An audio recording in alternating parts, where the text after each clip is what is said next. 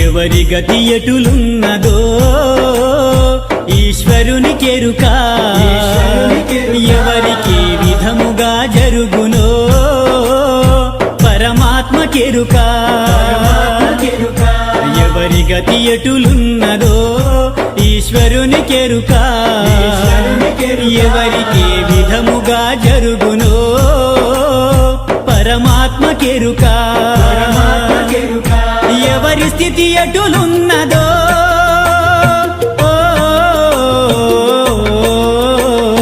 ఎగసి ఎగసి పడుటే కాని అలవి కాదెవరికైనా, హరిహర బ్రహ్మాదులైనా అనుభవించక తీరదు